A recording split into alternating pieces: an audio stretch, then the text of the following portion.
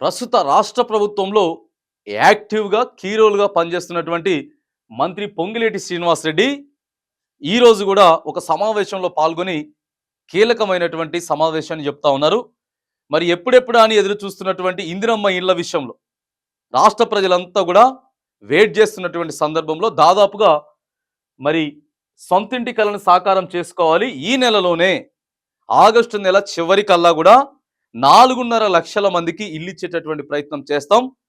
జాబితా సిద్ధం చేస్తా ఉన్నాం అని చెప్తా ఉన్నారు. దాదాపుగా మరిగా 4.5 లక్షల ఇళ్ళు రాష్ట్రం మొత్తానికి కూడా మొదటి విడతలో 4 లక్షల ఇళ్లకు మరి మంజూరు చేయబోతా ఉన్నాం.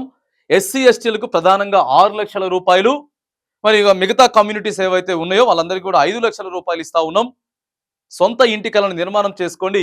ఇందిరమ్మ ఇళ్ళని ఈ నెలలోనే ప్రారంభం చేస్తా ఉన్నాం. అంటే దాదాపుగా ఒక్కొక్క నియోజకవర్గానికి ఓ 3,000 మంది, నియోజకవర్గానికి 3,000 ఇల్లు అనంటే రాష్ట్ర వ్యాప్తంగా కూడా 4.5 లక్షల మందికి ఇల్లు ఇచ్చేటటువంటి ప్రయత్నం చేస్తామని చెప్పి ఈరోజు మంత్రి పొంగులేటి శ్రీనివాసరెడ్డి ఇళ్ల గురించి వెయిట్ చేస్తున్నటువంటి అందరికీ కూడా చెప్పినట్టు వార్త ఈరోజు మనం చూస్తా ఉన్నాం.